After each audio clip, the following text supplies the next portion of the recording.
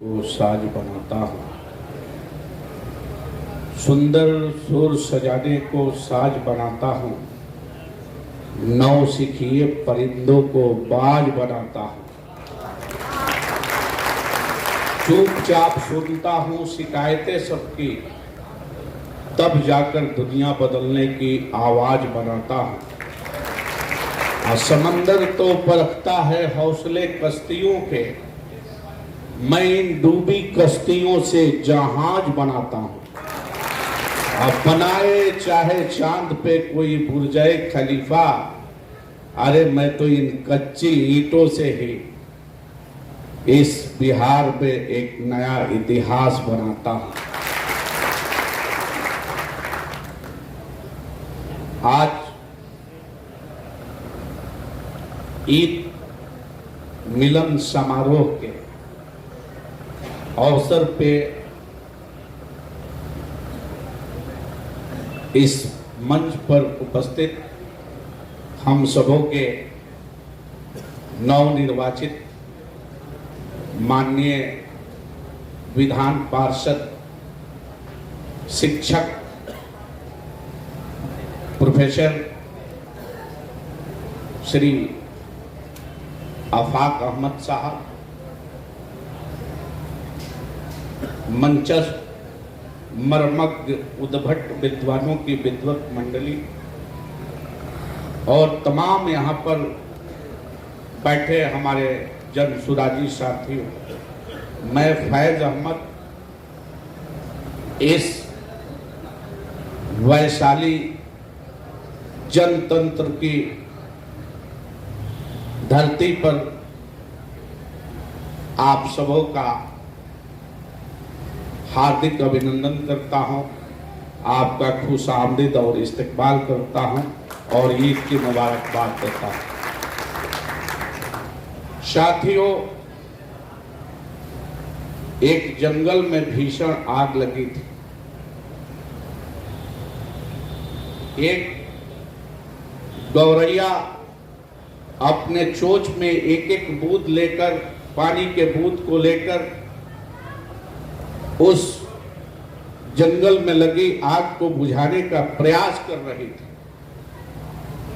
इस प्रयास को एक कौवा किनारे बैठे देख रहा था और कह रहा था कि गौरैया, तुम्हारे एक एक बूंद पानी गिराने से इस जंगल की भीषण आग बुझ सकती है, ये क्या कर रही हो तुम? तो उस गौरैया ने जवाब दिया उस कौवे को कि मैं जानती हूं कि मेरे एक एक बूंद अपने चोंच से पानी गिराने से इस जंगल की भीषण आग बुझ नहीं सकती है, लेकिन जब कोई कलम का सिपाही इस जंगल में लगने वाली आग को लिखने के लिए कलम उठाएगा, कोई इतिहासकार इस जंगल में लगने वाली आग को लिखने के लिए कलम उठाएगा, तो मेरा नाम आग लगाने वालों में नहीं बल्कि मेरा नाम आग बुझाने वालों में लिखा जाए। मेरे साथियों, लब्बो लवाब ये है इस बात को कहने का कि आज तक जितनी भी पार्टियां आजादी के बाद से इस देश में आई है, सबने खास करके अल्पसंख्यक समाज के लोगों को वोट बैंक के रूप में उपयोग करने का काम किए है। आपको आपके हक हुकूक अधिकार किसी ने देने का काम नहीं किया है। आपको भाजपा का डर दिखा के आज हालात ये हो गया है कि जितने भी बिहार में सेकुलर दल है, आज उसके नेता आपको अपने बगल में बैठने नहीं देते हैं। ये कहते हुए कि आप बैठेंगे बगल में तो पोलराइज हो जाएगा और सेकुलर दल की सरकार नहीं बन पाएगी। आज मुसलमानों का ये हालात हो गया। इसलिए मैं आपको कहना चाहता हूं कि जिस सीट पर जनसुराज ने एक पहला अपना एक्सपेरिमेंट किया, जो सारद शिक्षक निर्वाचन क्षेत्र है, उस पर एक्सपेरिमेंट ही नहीं, वे जो लोग कहते थे कि भाजपा के एजेंट हैं प्रशांत किशोर जी, भाजपा की बी टीम है, ये कोई और नहीं कहते थे, बल्कि इलाके के खास करके अल्पसंख्यक समाज, मुस्लिम समाज के लोग कहते थे। उनके गाल पर आप लोगों ने, आप जनसुराजियों ने तमाचा मारने का काम किया है आफाक अहमद साहब को जिता के। ये कोई साधारण लड़ाई नहीं थी।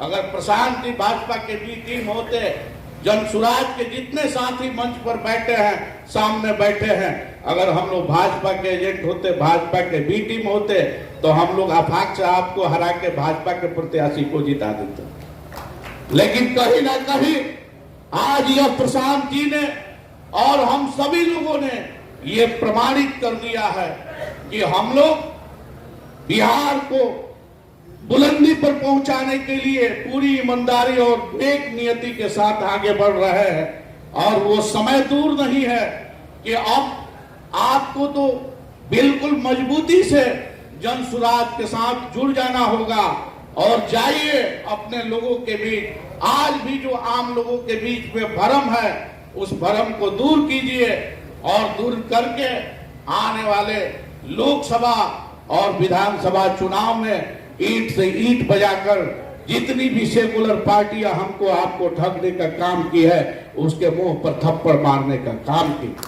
और मुझे विश्वास ही नहीं, पूरा भरोसा है इस कौम पर, अल्पसंख्यक समाज के लोगों पर, कि अगर आप जग जाएंगे तो बिहार की तस्वीर कुछ और होगी।